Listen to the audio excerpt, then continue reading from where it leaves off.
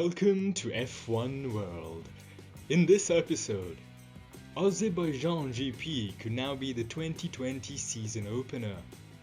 Reasons why Formula 1 might suspend the season until summer. According to reports, the Azerbaijan Grand Prix in June could now serve as the first race of the 2020 season. Although it took much longer to happen than it should have done, the Australian Grand Prix, which was set to open the 2020 Formula 1 season, has been cancelled. The spiral into chaos started when a McLaren team member tested positive for the coronavirus.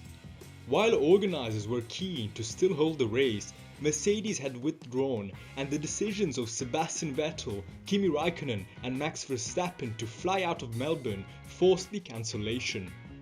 Meanwhile, Formula 1 CEO Chase Carey had been in Vietnam to hold crisis talks regarding the Vietnam Grand Prix, which would be the third on the calendar. He stated, "I think at this point what we really want to do is make sure we deal with the issues here, deal with them properly. But in the coming days, clearly, we will be addressing the events yet to come. It's a pretty difficult situation to really predict." Carey continued saying that the fast-changing developments around the coronavirus outbreak means F1 is dealing with an array of complexities in multiple countries. Further reports sustain that the Dutch, Spanish and Monaco Grand Prix may also be cancelled. That would then make the Azerbaijan Grand Prix on June 7th the first race of the reduced season.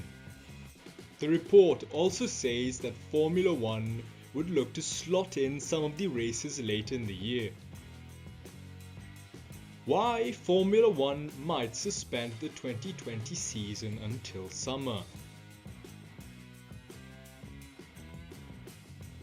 Formula 1 has the opportunity to save some face in the wake of the shambolic situation that surrounded the now called off Australian Grand Prix, but it must act fast.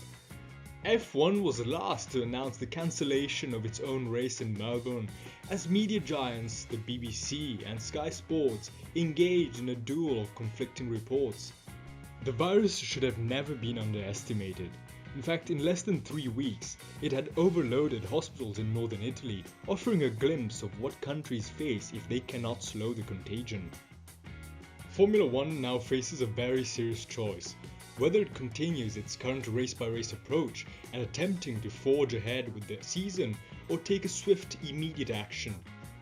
There is already uncertainty over whether McLaren could even travel to Bahrain, given that 14 members of its team and potentially other F1 personnel will now need to undergo a 14-day quarantine period. This leaves F1 with a major headache regarding when the season can actually get underway. F1's sporting boss, Ross Brawn, had previously stated that a World Championship race would not go ahead if one or more teams were unable to travel to the event due to travel restrictions. Obviously, if a team makes its own choice to not go to the race, that's their decision, he said. But when a team is prevented from going to a race because of a decision of the country, then it's difficult to have a fair competition.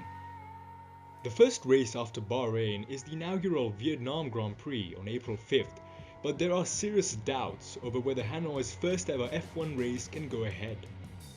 Vietnam's strict travel restrictions and quarantine procedures, as well as the fact that the country borders China where the coronavirus outbreak, has placed the Grand Prix under threat of cancellation. Countries and governments are then asking themselves if it's a worthy risk in the name of sport. F1 has already rolled that dice in Melbourne and lost out in its gamble, leaving the championship officials red-faced and facing heavy criticism. That's it for now. What do you think about the current F1 situation? Let me know in the comment section, and obviously stay tuned for more detailed videos on the F1 world.